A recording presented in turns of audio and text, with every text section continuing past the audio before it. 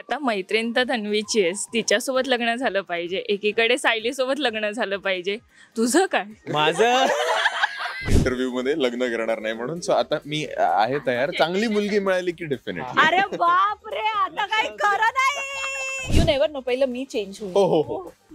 आणि मग बाकीचे होतील. तोपर्यंत आमची मुलं मोठी होतील. तर मला ना कधी कधी डीएम्स मध्ये असे येतात, आता तरी पॉझिटिव्ह करायला सांग, कॅरेक्टर बाळावर काय परिणाम होतील आता तरी सांग. तर माझं सुद्धा ते कॅरेक्टर वेगळं आहे. हॅलो नमस्कार फ्रेंड्स, मी मज्जाची नीलम. ठरलं तर मग मालिकेत आपण लग्न सोहळा पाहतोय आणि तो लग्न सोहळा कोणाचा आहे हा आपण यांच्याचकडनं जाणून घेऊया. कसे आहात? मस्त मस्त, एकदम जोरदार. एकदम मस्त, एकदम हॅलो, छान. हाय हाय हाय. काय सांगाल, हे लग्न पहिले किती एन्जॉय करताय? एन्जॉय करताय, आमच्यासाठी तर मजा आहे. म्हणजे हो, लग्नात दोनच तर गोष्टी करतो आम्ही. हो. एन्जॉय आणि दुसरं एन्जॉय. नाही पण तन्वी आणि म्हणजे प्रिया आणि अर्जुनचं लग्न आहे आणि त्यानंतर ते कसं टर्न आउट होतं. मेन सायली आणि अर्जुनचं लग्न. आता प्रोमो आउट झालेलं आहे त्यामुळे सगळ्यांना माहिती आहे, पण त्याच्यामधला जो ट्विस्ट आहे तो काय असणार आहे हे सगळं आम्ही एन्जॉय करतोय. तू आधी म्हणालीस ते बरोबर होतं की अर्जुन आणि तन्वीचं लग्न. हा, अर्जुन करेक्ट. हा, गुड गुड गुड. हा, चैतन्य.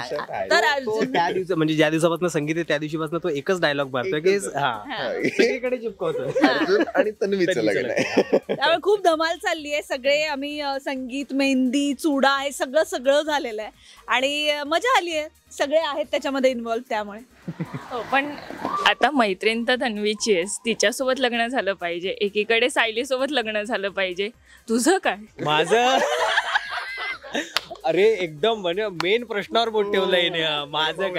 माझं काय जे होईल ते चांगलं आहे. माझ्या घरासाठी आणि माझ्या फॅमिलीसाठी जे चांगलं असेल ते माझ्यासाठी चांगलं आहे. म्हणून मी माझ्यासाठी काही नाही, मी फॅमिलीसाठी काही पण करू शकतो असं माझं कॅरेक्टर पण आहे. त्यामुळे दादासाठी चांगलं, घरासाठी चांगलं, ते माझ्यासाठी चांगलं. म्हणजे तुला कोणीही चालेल वहिनी म्हणून? कोणीही नाही चालणार, पण आता फॅमिली म्हणते, म्हणजे आता कॅरेक्टर वाईज बघशील तर हा फॅमिली म्हणते की हा तन्वीशीच लग्न झालं पाहिजे, प्रियाशी लग्न झालं पाहिजे, झालं पाहिजे, हरकत नाही. ते म्हणतात म्हणजे ठीक आहे, त्यांचा शब्द.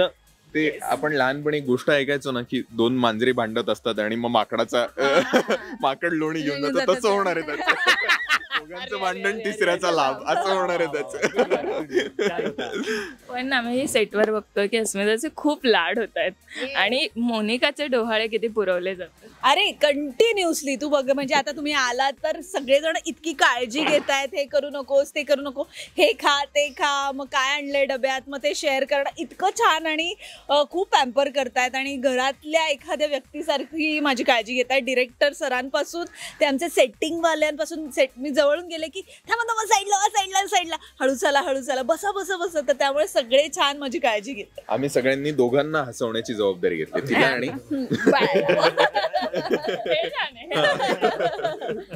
पण काय सांगणार की स्वतःच्या लग्नातली आठवण किती येते हे लग्न जेव्हा आपण बघतोय होताना? हा प्रश्न आपण चैतन्याला विचारूया.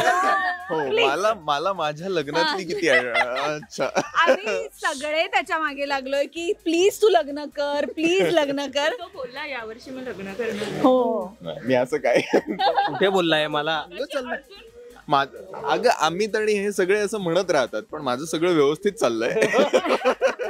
पण अमित म्हणाला होता की ना मी यावर्षी चान्स घेणार, तर तसं झालंय जुईच्या बाबतीत. पण आता आय डोंट नो, पण याच्या बाबतीत तो म्हणतो तर तूही घेऊ शकतो. मला ऍक्च्युअली इंटरव्ह्यूज मध्ये मी लग्न करणार नाही असं म्हणणं बॅन आहे. कारण मी मागे एका इंटरव्ह्यू मध्ये असं म्हणालो तेव्हा माझ्या आईनी फोन करून मला खूप झाडलंय की तू अजिबात असं म्हणायचं नाही की इंटरव्ह्यू मध्ये लग्न करणार नाही म्हणून. सो आता मी आहे तयार. चांगली मुलगी मिळाली की डेफिनेटली. अरे बाप रे, आता काही खरं नाही.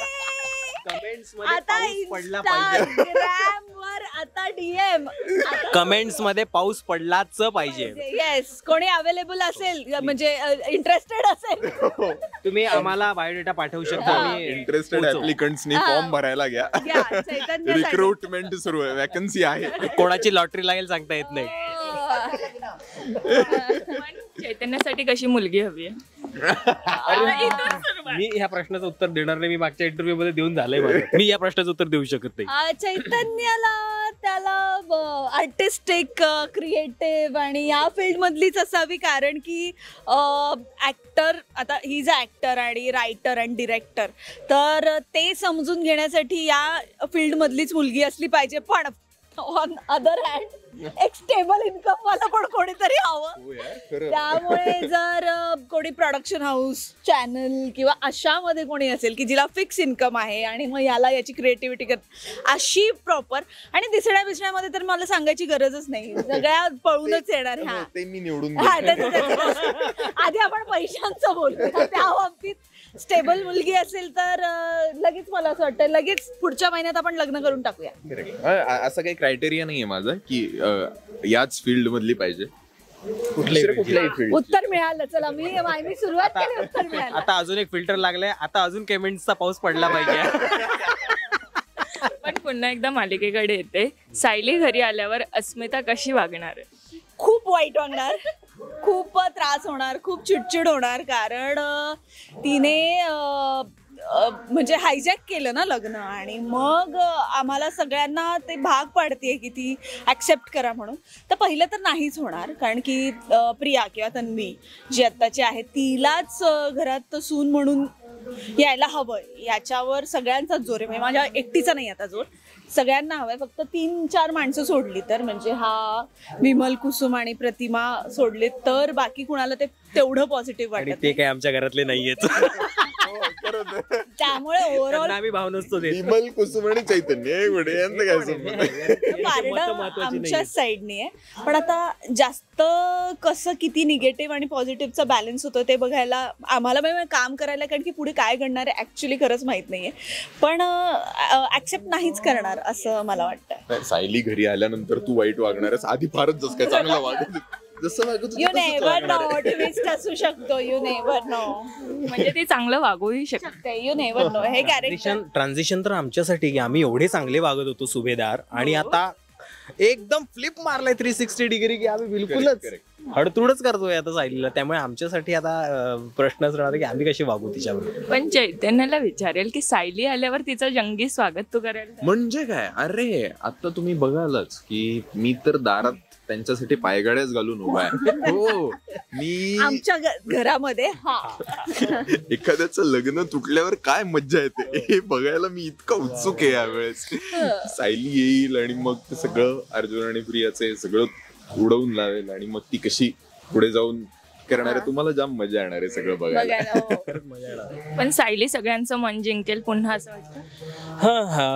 कॅरेक्टर म्हणून मला असं वाटतं, हा म्हणजे व्ह्युअर म्हणून मला वाटतं जिंकेल ऑफकोर्स यार. मला असं इकडे विचारशील तर मला आवडतेच ती ऑफकोर्स, पण ती आता पाहू, तुम्हाला पुढे एपिसोड मध्ये बघायला मिळेलच. आणि बिंग अ हिरोईन किंवा हा म्हणजे मेन पॉझिटिव्ह कॅरेक्टर आहे, सो ते समहाव कधी ना कधी 5 दिवस, 5 महिने, 5 आठवडे कधी ना कधी तरी ते होणारच आहे की ती आमचं मन कन्वर्ट करणार आणि ती आम्हाला जिंकणार.